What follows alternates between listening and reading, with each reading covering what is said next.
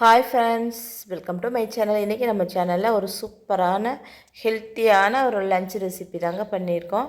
அதுக்கு நான் இன்றைக்கி என்ன எடுத்திருக்கேன் அப்படின்னா, ரொம்ப ரொம்ப ப்ரோட்டீன் சத்து நிறைய இருக்கிற பட்டர் பீன்ஸ் தாங்க.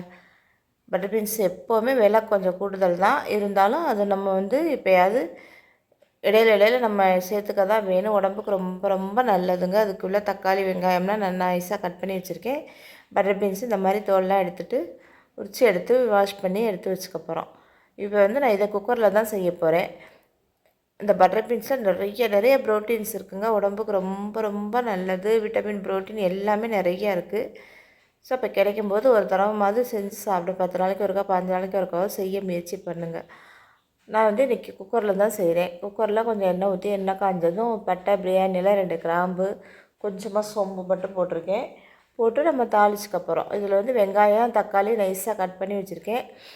பெரிய வெங்காயம் தான் கட் பண்ணி வச்சுருக்கேன். நீங்கள் சின்ன வெங்காயம் போட்டாலும் நல்லாயிருக்கும். நான் பெரிய வெங்காயம் நைஸாக கட் பண்ணி வச்சுருக்கேன். அதை போட்டு நல்லா கொஞ்சம் வதக்கிக்கணும். வதங்கினதுக்கப்புறம் தான் தக்காளியே நம்ம சேர்த்துக்கணும். வெங்காயம் வதங்கிட்டு இதில் அரைக்கிறதுக்கு சோம்பு, சீரகம் எடுத்திருக்கேன்.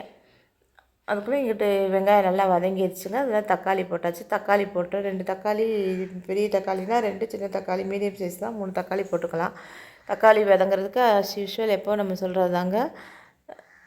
தக்காளி வதங்கும் போது நம்ம கல்லுப்பு போட்டுட்டோம் அப்படின்னா நல்லா தக்காளி நல்லா வதங்கி வந்துடும்.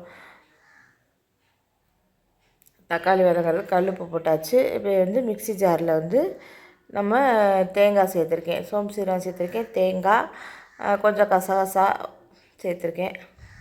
அதோட பூண்டு கொஞ்சம் நம்ம உரித்து சேர்த்துக்கணும். சேர்த்துட்டு நம்ம நைஸாக அரைக்க போகிறோம். தக்காளி நல்லா வதங்கினதுக்கப்புறம் நான் பட்டர் பீன்ஸை நல்லா தண்ணியெல்லாம் வாஷ் எடுத்துகிட்டு பட்டர் பீன்ஸ் மட்டும் நம்ம இதில் சேர்த்துக்க போகிறோம்.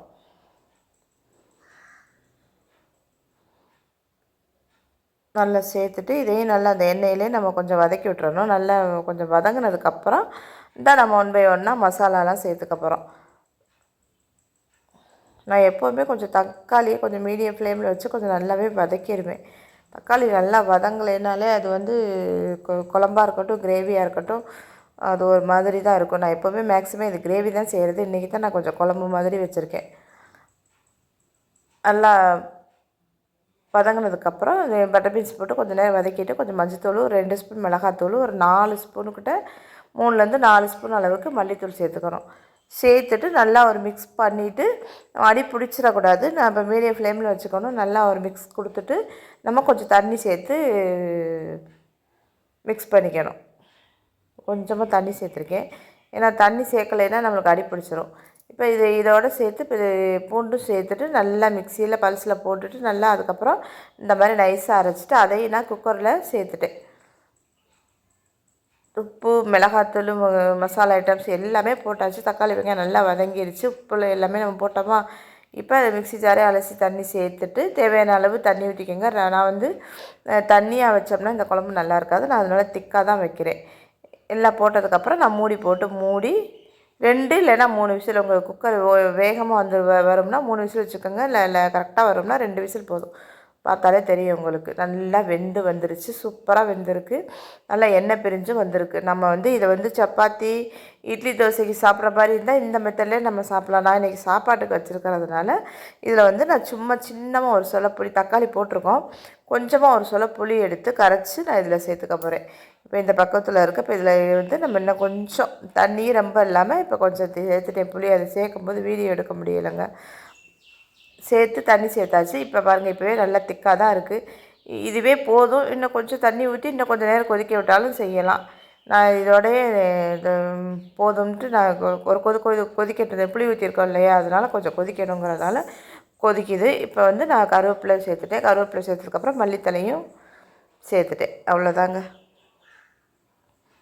மல்லித்தலையும் சேர்த்துட்டு நல்லா மிக்ஸ் பண்ணி விட்டுட்டோம் அப்படின்னா சூப்பரான ரொம்ப ரொம்ப ஹெல்த்தி செம்மையாக இருக்குங்க. டேஸ்ட்டு கறி சுவையெல்லாம் மிஞ்சிடும்.